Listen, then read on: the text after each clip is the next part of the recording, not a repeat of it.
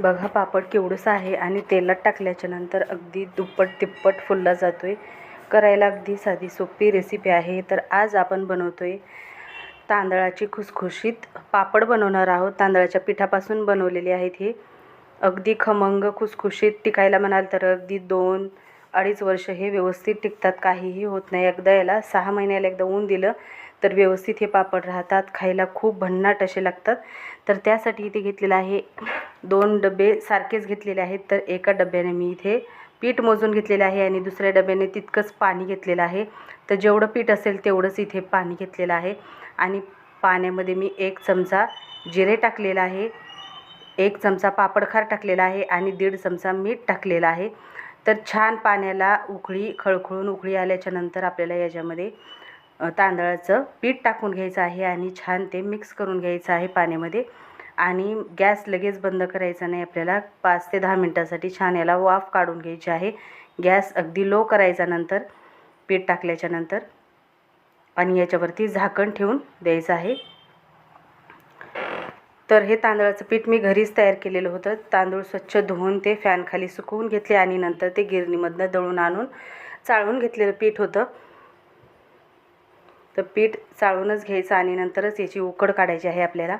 आणि उकड आता इथे 10 मिनिट झाल्याच्या नंतर एका पॉलिथिनचं मी एक कॉटनचा एक रुमाल घेतलेला आहे आणि तो ओला रुमाल आहे। आता त्याच्यावरती सर्व हे पीठ मी टाकून घेतलेलं आहे। तर हे छान आपल्याला मळून घ्यायचं आहे, अगदी 5 ते 6 मिनिटासाठी छान मळून घ्यायचं आहे। आणि नंतर आपण याला 3 ते 4 शिट्ट्या काढून घेणार आहोत। कुकरमध्ये आपण याला परत एकदा वाफ देणार आहोत, जेणेकरून आपले पापड जे आहेत ते चिरणार नाहीत, चिरा पडणार नाहीत, व्यवस्थित छान आपले पापड तयार होतील। जर या पद्धतीने अजून तुम्ही 10 ते 15 मिनिट उकड अजून वाफू दिली तर तसेही पापड जमतात। पण कुकरमध्ये काय होतं, अजिबात बिघडत नाहीत। कुकरमध्ये 3 ते 4 शिट्ट्या आपल्याला वरण भाताला जसं आपण कुकर लावतो त्याच सेम पद्धतीने आपल्याला हे कुकर लावून घ्यायचं आहे आणि 3 ते 4 शिट्ट्या याच्या काढून घ्यायच्या आहेत। तर एक कुकरचा डब्बा घेतलेला आहे, त्याच्यामध्ये हे मी पीठ टाकून घेतलेलं आहे आणि अशा पद्धतीने मी एका बेलण्याने होल करून घेत आहे, जेणेकरून छान आतमधनं जे पीठ आहे ते छान वाफवलं जाईल आणि छान आपले पापड तयार होतील।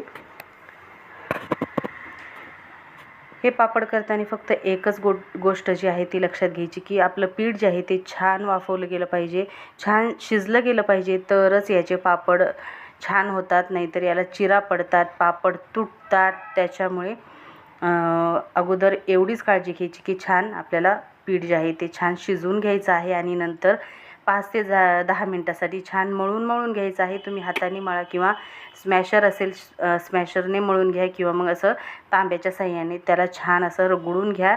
पीठ अगदी मऊ लुसलुशीत तयार होतात आणि पापड जे आहेत ते फास्टमध्ये आपले बनवले जातात, चिरा पडत नाहीत, अगदी छान पापड आपले इथे तयार होतात।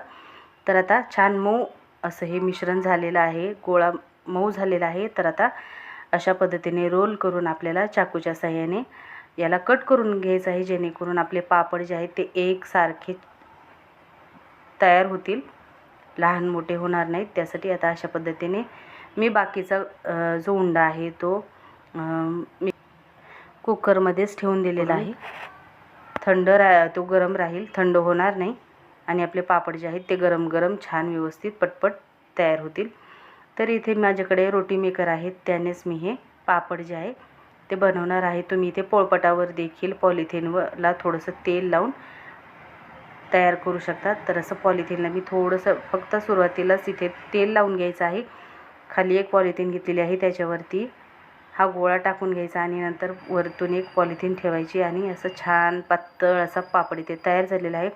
तर सर्व पापड मी इथे तयार करून घेतलेले आहेत। 1 तास मला पापड बनवण्यासाठी लागलेले आहेत आणि फॅन खालीच मी 1 दिवस त्याला सुकवून घेतलेलं होतं आणि नंतर दुसऱ्या दिवशी 1 दिवस याला ऊन देऊन घेतलेलं आहे। तर असे छान पापड इथे तयार झालेले आहेत। जिरे टाकल्यामुळे हे खूप टेस्टी असे पापड लागतात। तर तेलामध्ये टाकल्याच्या नंतर अगदी छान फुलतात, डबल असे इथे फुगतात हे पापड। तर तेल अगदी कडकडीत गरम करून घ्यायचं आहे आणि नंतरच याच्यामध्ये पापड टाकायचे आहेत, जेणेकरून पापड जे आहेत ते खूप जास्त तेल पिणार नाही। तर सुरेख सुंदर असे इथे आपले पापड जे आहेत ते बनवून तयार झालेले आहेत. तर अजिबात तेलकट होत नाहीत हे पापड खार जेवढ्या प्रमाणात सांगितलं आहे तेवढाच टाकायचं आहे आपल्याला याला. तर पीठ जे आहे ते 1 किलोच्या प्रमाणात घेतलेलं होतं मी. तर भरपूर असे इथे 100 ते 150 पापड तयार झालेला आहे आणि खुसखुशीत पापड तयार होतात. कुरकुरीत असे पापड तयार झालेले आहेत. तर पुन्हा भेटूया असेच एका छानशा वाळवणीच्या रेसिपीबरोबर. तोपर्यंत बाय.